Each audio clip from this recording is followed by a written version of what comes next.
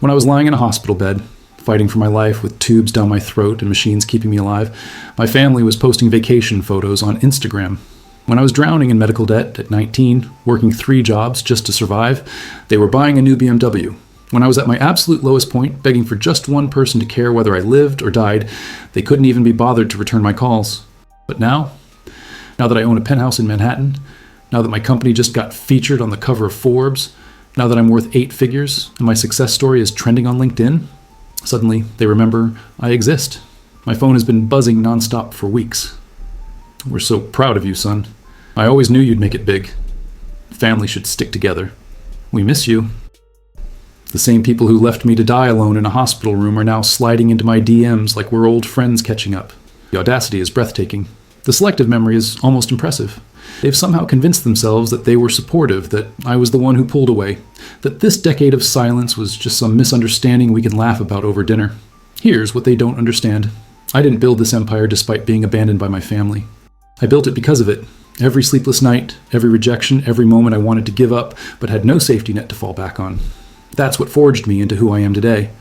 So when my father called last week, asking if we could talk business, when my mother sent that carefully crafted email about healing old wounds, when my sister showed up at my office building unannounced, I had to laugh. They want me back now that I've made it. But they have no idea what it cost me to get here without them.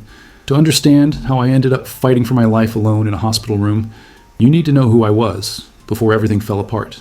My name is David, and at 19, I thought I had my whole life figured out. I was a sophomore at State University, majoring in business with a minor in computer science, pulling a 3.8 GPA while working 25 hours a week at a local tech repair shop. I wasn't rich, but I was making it work. I paid my own tuition, rent, and expenses, because that's just how things were in my family. You figured it out yourself. My parents divorced when I was 15, and it was ugly. The kind of divorce where lawyers got rich and everyone else got bitter. My dad, Robert, was a successful commercial real estate developer who treated family dinners like board meetings. Everything was about efficiency, profit margins, and return on investment. Even conversations with his kids felt like performance reviews. My mom, Patricia, was a marketing executive who saw everything through the lens of image management. To her, we weren't children. We were reflections of her success as a mother, and any problems we had were personal failures on her part. Then there was my sister Emma, who was 16 and had somehow managed to remain the golden child through the entire divorce.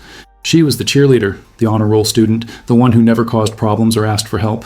While I was working nights to pay for college, she was getting a brand new car for her birthday. While I was eating ramen noodles for dinner, she was posting pictures of family dinners at expensive restaurants. The favoritism wasn't even subtle anymore. But here's the thing, I didn't resent Emma for it. She was still my little sister and I loved her. When our parents were screaming at each other during the divorce proceedings, I was the one who drove to her school to pick her up early so she wouldn't have to come home to the chaos. When she had panic attacks about choosing which parent to live with, I was the one who sat with her at 2 a.m. promising everything would be okay. When she needed help with calculus or wanted someone to practice her driving with, she called me, not our parents. I had become the stable one by default, the responsible one, the one who handled problems without creating drama. And honestly, I was proud of that role. It felt good to be needed, to be the person everyone could count on. I thought it meant I mattered to them. My relationship with my parents had become transactional over the years. Dad would call when he needed help moving furniture or wanted someone to house sit during his business trips. Mom would reach out when she needed a tech-savvy person to fix her computer or set up her new phone. They treated me like a reliable contractor, someone you call when you need something done, but not someone you think about otherwise. I told myself this was normal, that this was just how families worked when kids became adults, that the emotional distance was healthy independence. I convinced myself that their lack of interest in my daily life meant they trusted me to handle things on my own. When I made Dean's List, I posted about it on social media instead of calling them. When I got promoted to shift supervisor at the repair shop, I celebrated with coworkers instead of family. When I started dating Sarah, a girl from my marketing class, I didn't even mention her to my parents for 3 months. The warning signs were all there, but I ignored them. Like when I had food poisoning sophomore year and spent 2 days in bed, barely able to keep water down. I texted my mom asking if she could bring me some soup or crackers, and she responded with, "Feel better," and then nothing else. Or when my car broke down during finals week, and I asked my dad if I could borrow his spare car for a few days.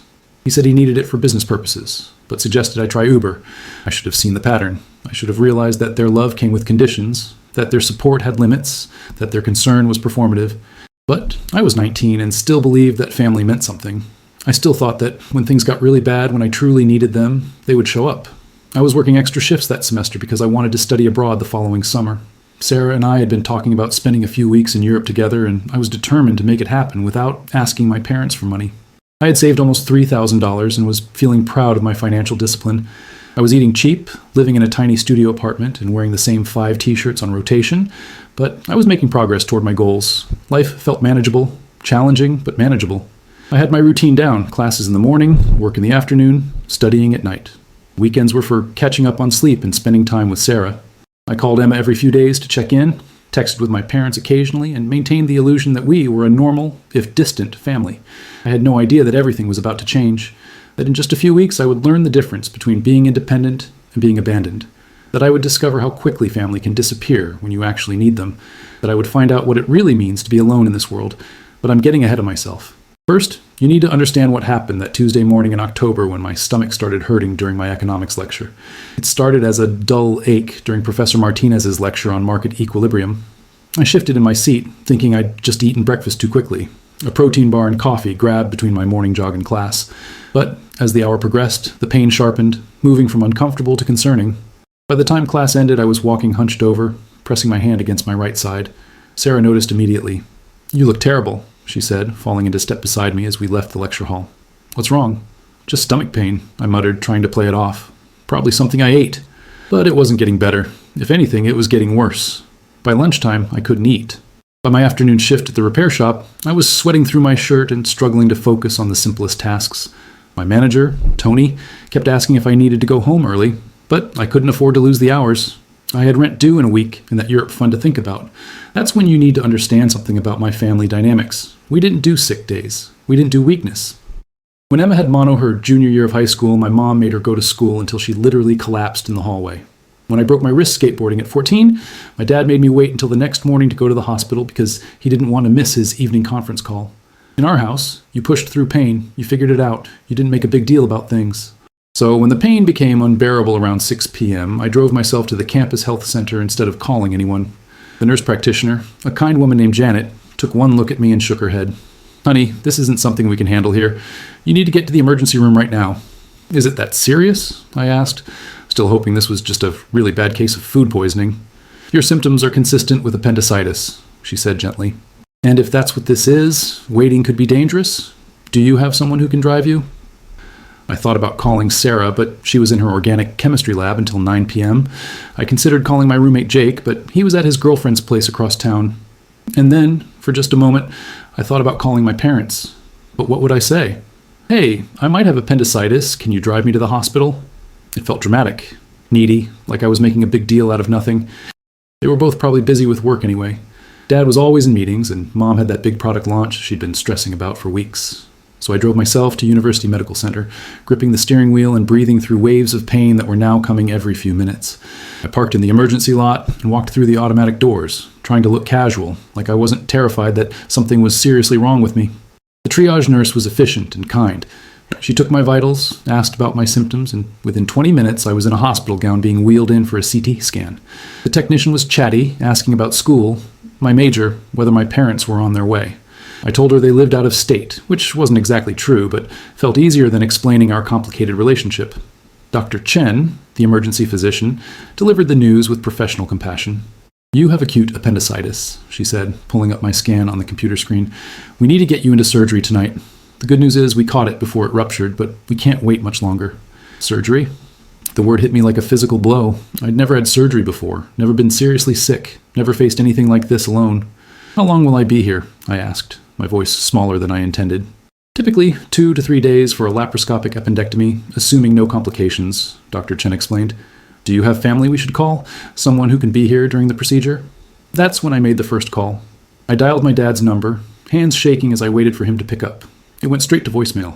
His professional clipped message: "You've reached Robert Harrison. Please leave a detailed message and I'll return your call within 24 hours. "Dad, it's David," I said after the beep.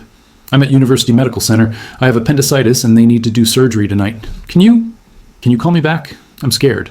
I hung up and immediately felt embarrassed for admitting I was scared. That wasn't how we did things in my family. But I was 19, alone in a hospital about to go under anesthesia, and I wanted my parents. I tried my mom next. Her phone rang 4 times before going to voicemail too. Her message was warmer but equally unavailable. Hi, you've reached Patricia. I'm probably in a meeting or chasing deadlines, but leave me a message and I'll get back to you as soon as I can. Mom, it's David. I'm having emergency surgery tonight for appendicitis. I'm at University Medical Center. Please, call me back. Then I texted Emma, Hey, having appendix surgery tonight at University Medical. Everything should be fine, but wanted you to know. The pre-op nurse, Maria, was preparing my IV when she asked, Is your family on their way? They're coming, I lied, checking my phone for the 10th time in 5 minutes. No missed calls, no texts back from Emma, nothing. But Tunukamisoa Mudark when they wheeled me into the operating room, and I realized I was about to face the biggest medical event of my life completely alone. I woke up in the recovery room at 11:47 p.m., groggy and disoriented, with a nurse named Carol checking my vitals. The surgery had gone well, she explained, but I'd need to stay for observation. As the anesthesia fog lifted, my first instinct was to check my phone. Surely by now, someone had called back. Nothing. No missed calls, no texts. The silence was deafening. Your family should be here soon, Carol said kindly, adjusting my IV. Visiting hours are over, but we make exceptions for post-surgery. Actually, I said, my voice hoarse from the breathing tube, I don't think anyone's coming tonight. She looked confused. Oh, are they driving from far away? I could have explained. Could have told her about my family's emotional unavailability, about how we didn't do crisis support, about how I was expected to handle things independently. Instead, I just said, yeah, something like that. The next morning brought a parade of medical staff, but no family. Dr. Chen checked my incisions and declared the surgery a success. The discharge planner discussed pain management and follow-up care.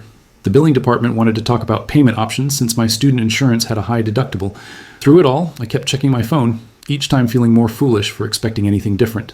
Around noon, my phone finally buzzed. A text from Emma. OMG, just saw your message. Are you okay? Surgery sounds scary. I called her immediately. Emma, thank God, I've been trying to reach everyone since yesterday. I'm so sorry, she said, and she did sound genuinely concerned. My phone died during cheer practice, and I didn't charge it until this morning. Are you okay? What happened? I explained everything. The pain, the emergency surgery, waking up alone. As I talked, I could hear her moving around, probably getting ready for school. That's so scary, she said. But you're fine now, right? The doctors fixed everything? Yeah, I'm okay, but Emma, I called Dad and Mom yesterday and they never called back. I left voicemail saying I was having emergency surgery. There was a pause. Oh. Well, you know how they are with their phones. Dad's been super busy with that new development project, and Mom's been working like crazy on her campaign launch. Oh, don't, Emma, I had surgery, emergency surgery. I was scared and alone, But you're fine now, she interrupted gently. And you're so strong, David. You always handle everything so well. I'm sure they figured you had it under control. That phrase, you always handle everything so well, hit me like a slap. When had being capable become an excuse for being abandoned? After we hung up, I tried calling my parents again. Dad's phone went straight to voicemail. Mom's rang twice before someone picked up. David, she said, but she sounded distracted. Honey, I got your message. How are you feeling? I'm okay now. But, Mom, I had emergency surgery yesterday. I was really scared and... Oh, sweetie, I'm so sorry I missed your call. Yesterday was absolutely insane. We had 3 client presentations and the Peterson account was imploding. But you sound good now. The doctors took good care of you, right? Yes, but that's wonderful. You know, your cousin Jake had his appendix out in college, too. It's really routine these days. You'll be back to normal in no time. I could hear keyboard clicking in the background. She was multitasking. Mom, are you working right now? Just finishing up some emails, honey, but I'm listening. Tell me about the surgery. I didn't. Instead, I said, never mind. I should let you get back to work. Okay, sweetie. Take care of yourself. Love you. She hung up before I could respond. That afternoon, I was discharged with a packet of post-operative instructions and a prescription for pain medication I couldn't afford. The Uber ride back to my apartment cost $32 I didn't have to spare, but I was too proud to ask the hospital's social worker about transportation assistance. My studio apartment felt smaller and lonelier than ever. I sat on my futon, staring at my phone, trying to process what had just happened. I'd had major surgery, and my family had treated it like a minor inconvenience, like something that happened to other people's children. That's when I made a decision that would define everything that came next. I opened Instagram and started scrolling through my family's posts from the past 2 days. My dad had posted a photo from some business dinner, grinning with clients at an expensive steakhouse. The timestamp showed 7:30 p.m., exactly when I was being prepped for surgery. The caption read, "Closing deals and building relationships. First blessed entrepreneur life." My mom had shared multiple posts about her marketing campaign, including a story from yesterday afternoon showing her at a spa getting a massage. Self-care Sunday, she'd written with laughing emojis. But Emma's posts were what really broke me. A series of Instagram stories from the past 2 days, hanging out with friends, getting Starbucks, shopping at the mall with our mom. In one video, she was trying on clothes while mom sat in the background, both of them laughing. The timestamp showed yesterday evening, hours after my surgery, after she'd seen my text. I screenshot everything. I don't know why. Maybe I needed proof that this was really happening, that I wasn't being dramatic or oversensitive. The next few days blurred together in a haze of pain medication and isolation. I called in sick to work, losing money I desperately needed. I missed 3 days of classes, falling behind in coursework I couldn't afford to fail. I ate crackers and soup from cans, too sore to cook anything substantial. On day 4, my dad finally called. "David, how's my tough guy doing?" "I'm recovering," I said carefully. Good. Listen, I heard about your little medical adventure. Appendix, right? That's no big deal these days. Laparoscopic surgery, in and out, good as new. Little medical adventure, like I'd gone to an amusement park. "Dad, I called you before the surgery. I left a voicemail saying I was scared." "Oh, did you? I've been swamped with this new project. Didn't even check messages for 2 days. But hey, you handled it like a champ. That's my boy." "I was alone, Dad. Completely alone." "Well, you're independent. That's what we raised you to be. And look, you came through just fine. Proves you don't need anyone holding your hand." I felt something crack inside my chest. What if something had gone wrong? What if there had been complications? But there weren't. "See? You worry too much, son. You've always been a survivor."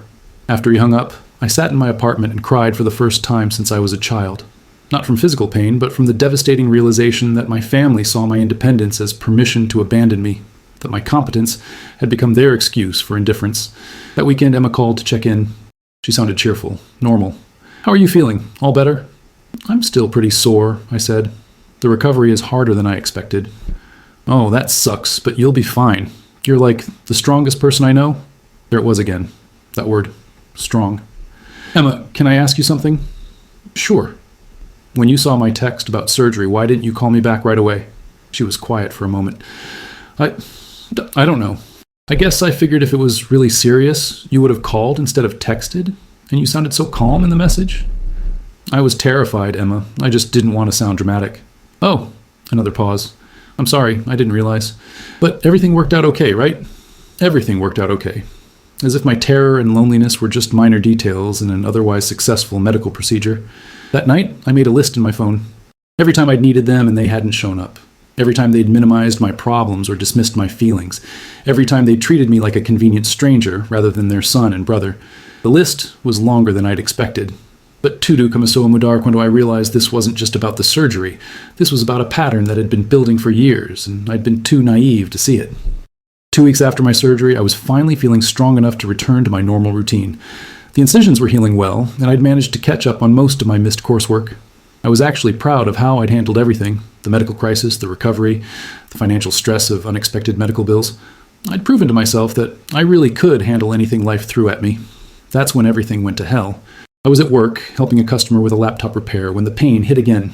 Sharp, stabbing pain in my abdomen, but different from before. This wasn't the dull ache of healing incisions. This was something new, something wrong. I excused myself and went to the bathroom, where I promptly threw up everything I'd eaten that day. Tony found me 20 minutes later, sitting on the bathroom floor, pale and sweating. "Jesus, David, you look like death. What's going on?" "I don't know," I gasped. "Something's wrong. The pain is back, but worse." He didn't hesitate. "I'm driving you to the hospital. Now." The emergency room at University Medical Center felt familiar in the worst possible way. The same triage nurse, Janet, recognized me immediately. "Back so soon?" she said, but her smile faded when she saw my condition. "What's happening?" The next few hours were a blur of tests, scans, and increasingly concerned medical professionals. "Doctor?" Chen appeared again, her expression grave as she pulled up my latest CT scan. "David, you have a serious complication from your surgery. There's an infection in your abdomen, what we call an intra-abdominal abscess. Your white blood cell count is dangerously high, and you're showing signs of sepsis." Sepsis. Even I knew that word was bad. "What does that mean?" I asked, though I was afraid of the answer. "It means you're very sick.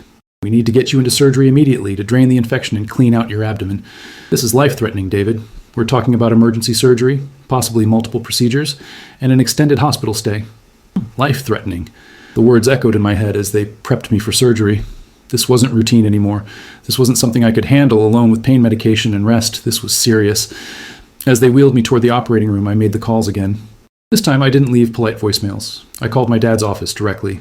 "Harrison Development, this is Linda." "Linda, this is David, Robert's son." I need to speak with him immediately. It's a medical emergency. Oh, honey, he's in a meeting with investors. Can I take a message? Tell him his son is going into emergency surgery for a life-threatening infection. Tell him I need him here now. There was a pause. Oh my, I'll get him the message right away. I called my mom's office next, got her assistant, delivered the same message. Then I texted Emma, back in hospital, emergency surgery, sepsis. This is serious. Please come. As they pushed me into the operating room, I checked my phone one last time. No responses. No missed calls. Nothing. I woke up in the ICU. The recovery was brutal. I had tubes everywhere. In my nose, down my throat, in my arms.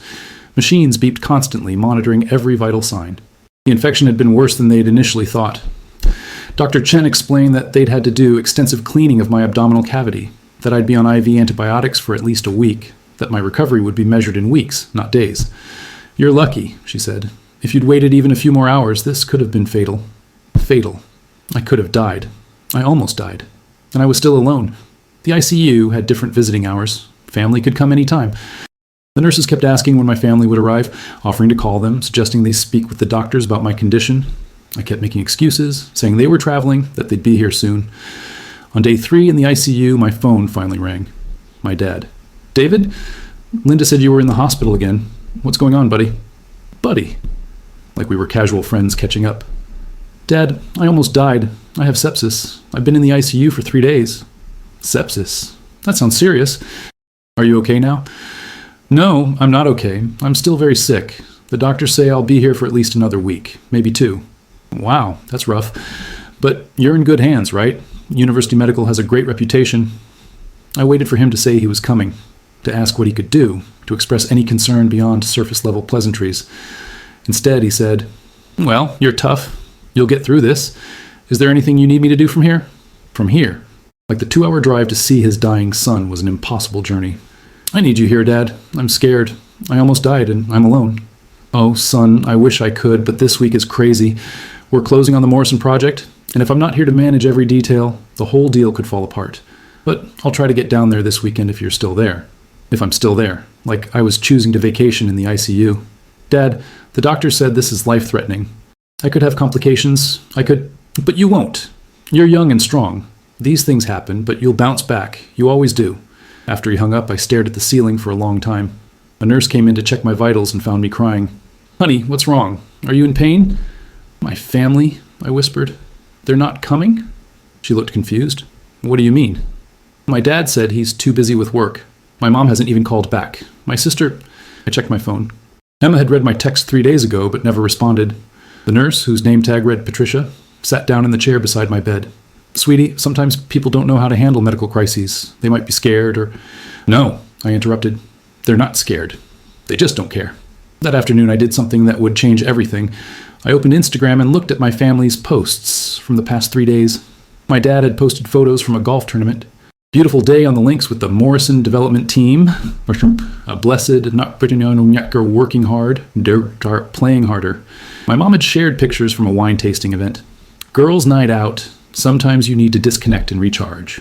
But Emma's posts destroyed me. She'd been at a family barbecue at our dad's house, and the photos showed her, our parents, our aunt and uncle, our cousins.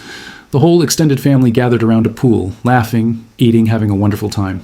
The timestamp showed yesterday, and while I was fighting for my life in the ICU, they were having a family party. And Emma had posted a group photo with the caption, "Nothing better than family time. Love these people so much. Family first." I screenshot everything, my hands shaking with rage and heartbreak. Then I did something I'd never done before. I called Emma and didn't let her deflect. David, oh my God, I was just thinking about you. How are you feeling? I'm in the ICU, Emma. I have sepsis. I almost died. What? ICU? But I thought you were just having some complications. I texted you 3 days ago. You read it and never responded. Silence. Emma, were you at Dad's house yesterday? How did you know? Instagram. You posted about family time while I was fighting for my life alone in a hospital. But David, were Mom and Dad there too? Yes, but... So all 3 of you were together having a family barbecue while I was in the ICU? We didn't know it was that serious. You always downplay things, and... I said sepsis, Emma. I said emergency surgery. I said this is serious. But you're okay now, right? You're talking to me, so... No, I'm not okay. I was shouting now loud enough that nurses were looking in my direction. I'm not okay. I almost died, and none of you cared enough to even call me back. That's not fair, David. We care about you. You just what? You just had more important things to do, like golf and wine tastings and family barbecues that I'm apparently not invited to? You live far away and you never come to family things anyway. Because I'm working. Because I'm paying my own way through college. Because I'm trying to build a life. David, please calm down. You're getting upset over nothing. Nothing. She called my near-death experience nothing. Emma, I want you to listen to me very carefully. I almost died. Do you understand that? The doctor said if I'd waited a few more hours, I would be dead right now. Dead. And none of you could be bothered to even call me back. But you didn't die. That's not the point. I was crying now, ugly sobs that made my incisions ache. The point is that when I needed you most, when I was scared and alone and fighting for my life, my family was posting happy photos on social media. The point is that I don't matter to any of you unless it's convenient. That's not true. It is true. And you know what? I'm done. I'm done pretending we're a family. I'm done making excuses for why you don't show up. I'm done being the strong one who doesn't need anyone. David, you're being dramatic. I'm being honest. For the first time in my life, I'm being completely honest about what this family really is. I hung up on her. Then I turned off my phone and asked the nurse to put it in the drawer. I didn't want to see any more posts, any more evidence of their indifference, any more proof that I was truly alone in this world. That night, as I lay in the ICU, surrounded by machines keeping me alive, I made a decision that would define the rest of my life. I was done with them. All of them. I would recover from this, and I would build a life so successful, so fulfilling, so complete, that I would never need them again. They had abandoned me when I was dying. Now I would abandon them while I was living. The transformation had begun. I spent 11 days in the hospital, 11 days of IV antibiotics, drainage tubes, and slowly healing from an infection that could have killed me. 11 days of nurses asking about my family, of doctors wanting to speak with my support system, of social workers offering to help coordinate care with my loved ones. 11 days of silence from the people who were supposed to love me most. On day 7, my phone buzzed with a text from my mom. Heard you're still in the hospital. Hope you're feeling better. Let me know when you're discharged. That was it. No visit, no phone call, no acknowledgement that I'd nearly died. Just a casual text, like I was recovering from a cold. I didn't respond. On day 9, Emma sent a long message. David, I've been thinking about our conversation, and I think you're being really unfair. We're not mind readers. How were we supposed to know how serious it was? You always handle everything so well. I'm sorry you felt alone, but that doesn't mean we don't care about you. Can we please talk when you're feeling better? I deleted it without responding. My dad never reached out again. When I was finally discharged, I took a taxi home to my empty apartment. The ride cost $43 I couldn't afford, but I'd rather go into debt than ask any of them for help. The driver, a kind older man named Hassan, helped me carry my bag upstairs when he saw how slowly I was moving. You take care of yourself, young man, he said. You look like you've been through something difficult. The stranger showed more concern for my well-being than my own family. The aftermath was brutal in ways I hadn't anticipated. The medical bills were staggering, over $80,000 between the 2 surgeries, the ICU stay, and all the associated costs. My student insurance covered some of it, but I was left with nearly $30,000 in debt. At 19, working part-time for $12 an hour, it might as well have been $1 million. I had to take a medical leave from school for the rest of the semester. The infection had weakened me more than I'd realized, and I needed weeks of recovery before I could handle a full course load again. This meant delaying my graduation, which meant more tuition costs, which meant even more debt. I lost my job at the repair shop. Tony had been understanding during my initial recovery, but when I needed additional weeks off for the complications, he had to replace me. I'm sorry, kid, he said when I called to explain. I held the position as long as I could, but I've got a business to run. Sarah tried to be supportive, but the stress was too much for our relationship. She was 20, dealing with her own college pressures, and I had become a burden. She'd visit occasionally, bringing soup or helping with groceries, but I could see the strain in her eyes. We broke up 3 weeks after I got out of the hospital. She was gentle about it, said she cared about me, but couldn't handle the intensity of what I was going through. You're different now, she said, and she wasn't wrong. Angrier, more closed off. I feel like I don't know how to help you. I didn't blame her. I was different. The experience had changed something fundamental in me, hardened something that couldn't be softened again.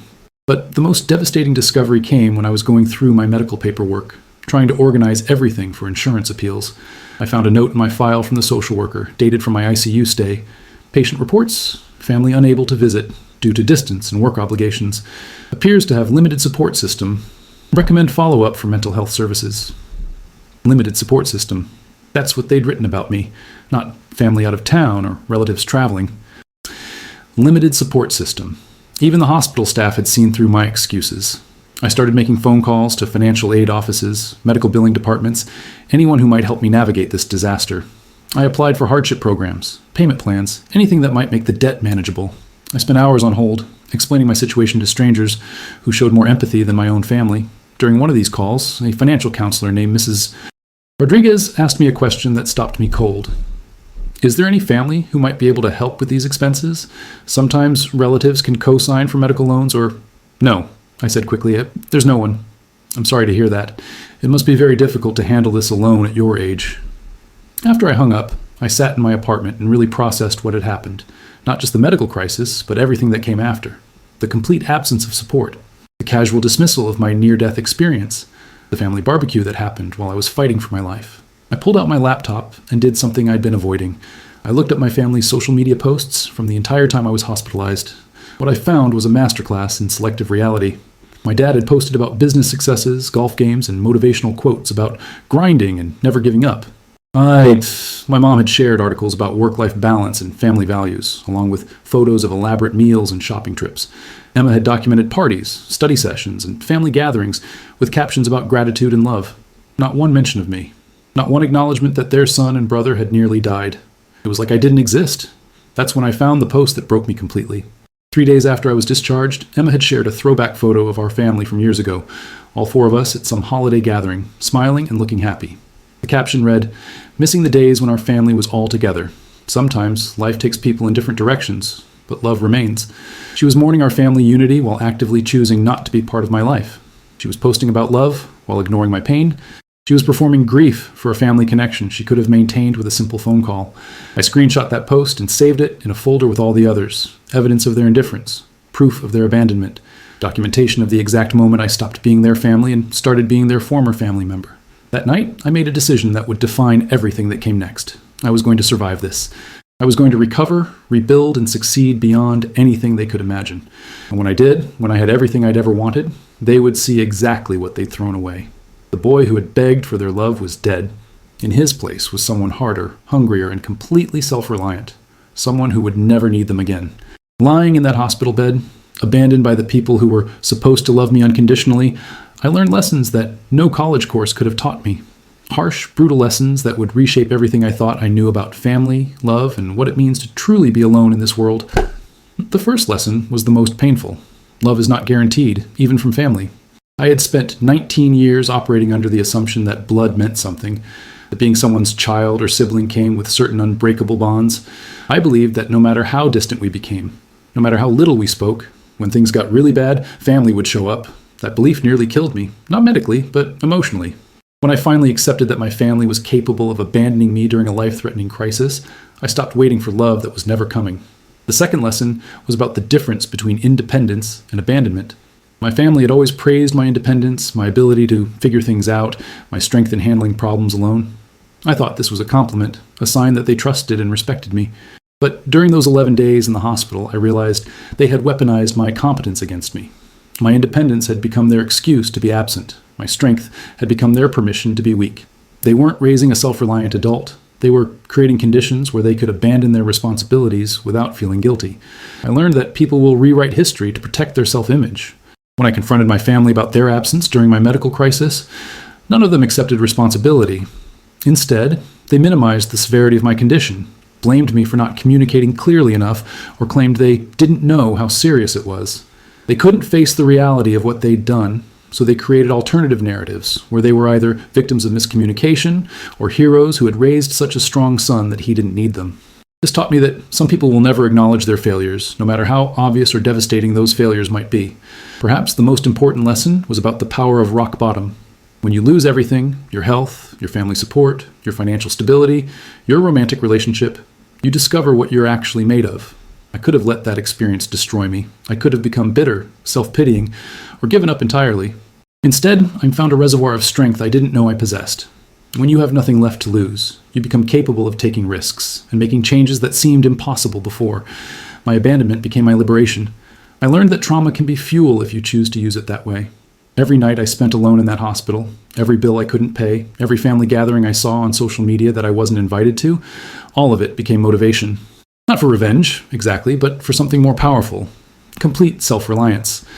I decided that I would build a life so successful, so fulfilling, so abundant, that I would never again be vulnerable to other people's indifference. My pain became my purpose. The experience taught me to distinguish between people who love you and people who love the idea of you. My family loved the version of me that was convenient, the responsible one who didn't cause problems, who handled everything independently, who made them look good without requiring emotional investment. But when I needed actual support, actual presence, actual love, they disappeared. Real love shows up during the 3 a.m. phone calls, the medical emergencies, the moments when someone has nothing to offer in return. Everything else is just performance. I discovered that chosen family is often stronger than biological family. Hassan, the taxi driver who helped me to my apartment, showed more genuine care in 10 minutes than my parents had shown in weeks. The nurses who sat with me during panic attacks, the financial counselor who spent extra time helping me navigate payment plans, the classmates who shared notes when I missed school. These strangers became my support system. They taught me that family isn't about DNA. It's about who shows up when you need them most. Most importantly, I learned that you can't heal in the same environment that hurt you. As long as I kept hoping my family would change, kept making excuses for their behavior, kept accepting their conditional love, I would remain trapped in patterns that diminished me. True healing required complete separation from their dysfunction. It required building new relationships based on mutual respect, genuine care, and emotional availability. The final lesson was perhaps the most liberating. You don't owe anyone access to your life, even family. Society tells us that family relationships are sacred, that we should forgive and forget, that blood is thicker than water. But some relationships are so toxic, so damaging, so one-sided, that the healthiest choice is to walk away completely. I learned that protecting my peace was more important than maintaining relationships that consistently hurt me. These lessons didn't come easily. They were earned through months of therapy, years of rebuilding, and the slow, painful process of learning to trust again. But they became the foundation for everything I would build next, a life designed around my values, my choices, and my definition of what family should be. The boy who had begged for scraps of attention was gone. In his place was a man who understood his own worth. 10 years later, I'm sitting in my corner office on the 42nd floor of a Manhattan high-rise, looking out at a city that once seemed impossible to conquer. My company, Harrison Tech Solutions, just closed a $50 million acquisition deal. Forbes featured me on their 30 under 30 list last year. And next month, I'm speaking at a conference about entrepreneurship and resilience. The kid who almost died alone in a hospital bed is now worth more money than his family ever dreamed of having. My penthouse apartment overlooks Central Park. I drive a Tesla, wear custom suits, and have a wine collection that costs more than most people's annual salaries. But the real wealth isn't in my bank account. It's in the family I've chosen, my business partner Marcus, who became my closest friend and the brother I never really had. My girlfriend Elena, a brilliant surgeon who understands both ambition and compassion. My small circle of friends who know my whole story and love me, not despite my scars, but because of how I've transformed them into strength. I haven't spoken to my biological family in 8 years, but last month, everything changed. The Forbes article went viral on LinkedIn, shared thousands of times with comments about my inspiring journey from college dropout to tech mogul. The article mentioned my medical crisis in college, how I'd overcome financial hardship and family estrangement to build my empire. It painted me as a self-made success story, which I suppose I am. That's when they found me. The first message came through LinkedIn from my dad. David, saw your article in Forbes. Incredible what you've accomplished. So proud to be your father. Would love to reconnect and hear about your journey. Maybe we could grab dinner next time I'm in New York. Proud to be my father. As if he'd had anything to do with my success. Then came the email from my mom. My dear son, I've been following your career from afar, and I'm amazed by everything you've built. I always knew you were destined for greatness. I'd love to catch up and hear about your life. Maybe I could visit New York soon? Love, Mom. Always knew I was destined for greatness. The same woman who couldn't be bothered to visit me in the ICU. But Emma's message was the most calculated. She sent it through Instagram, along with a photo of herself at her wedding, a wedding I'd never been invited to. David, I can't believe my big brother is famous. I've been bragging to everyone about how successful you are. I know we lost touch over the years, but I'd love for you to meet my husband and kids. Family is so important, and I want my children to know their amazing uncle. Can we please talk? Lost touch. As if our estrangement had been some natural drift, rather than their deliberate abandonment. I showed the messages to Elena over dinner that night. She read them with the same clinical detachment she brings to diagnosing patients. They want money, she said simply. How can you be so sure? Because if they wanted a relationship, they would have reached out when you had nothing to offer them. The timing isn't coincidental, David. You're successful now, visible now, useful now. She was right, of course. Over the next few weeks, the messages became more frequent and more transparent. My dad mentioned his real estate company was exploring tech partnerships. My mom casually brought up her early retirement plans and how families should support each other. Emma's messages gradually shifted from wanting to reconnect to mentioning her husband's struggling business and their mortgage troubles. The final confirmation came when my dad called my office directly, somehow getting past my assistant. His tone was different, more demanding, less apologetic. "David, I think we've played this estrangement game long enough. You've made your point. But family is family, and it's time to put the past behind us. I have some investment opportunities that could benefit us both." Investment opportunities. Not, "I'm sorry I abandoned you." Not, "I should have been there when you almost died." Just business propositions wrapped in the language of family obligation. "Dad," I said calmly, "do you remember when I was in the ICU with sepsis?" "That was a long time ago, son. We all make mistakes. Do you remember what you were doing while I was fighting for my life?" Silence. "You were playing golf, posting about it on Instagram, having family barbecues that I wasn't invited to. You chose golf over your dying son." "Oh, David, that's not fair." "What's not fair is pretending that 10 years of silence can be erased because I'm successful now. What's not fair is thinking you can waltz back into my life because I might be useful to you." I hung up and immediately called my assistant. "Sarah, I need you to block these numbers and email addresses, and if anyone claiming to be my family tries to reach me through the office again, the answer is no." That evening I posted something on LinkedIn I'd never shared before, the full story of my medical crisis and family abandonment. Not for sympathy, but for clarity. I wanted the world to know that my success wasn't despite my family's absence. It was because of it. The responses were overwhelming. Hundreds of messages from people sharing similar stories, thanking me for speaking truth about toxic family dynamics, celebrating my courage to choose my own path. But the most meaningful response came from Marcus. "Proud to be your chosen family, brother." That's when I knew I'd made the right choice. My real family. The people who showed up when I had nothing, who celebrated my successes without expecting anything in return, who loved me for who I was rather than what I could provide, they were already here. My biological family had their chance. They chose golf, wine tastings, and family barbecues over their dying son and brother. Now they want back in because I'm worth $50 million. But here's what they don't understand. I'm not the same person they abandoned. I'm not the 19-year-old boy begging for their love from a hospital bed. I'm a man who learned to love himself, who built an empire from nothing, who surrounded himself with people who actually deserve access to his life. They had me when I was broken and needed them most. They chose to walk away. Now I'm whole, successful, and surrounded by people who actually love me. And they're the ones who are broken, reaching out because they need me. The irony is perfect. The justice is complete. So tell me, have you ever had people try to come back into your life only after you succeeded without them? How did you handle it? And do you think family obligations should override personal boundaries? Or is it okay to keep toxic people out of your life, even if they're blood relatives? Drop your thoughts in the comments. I read every single one, and your stories help more people than you know.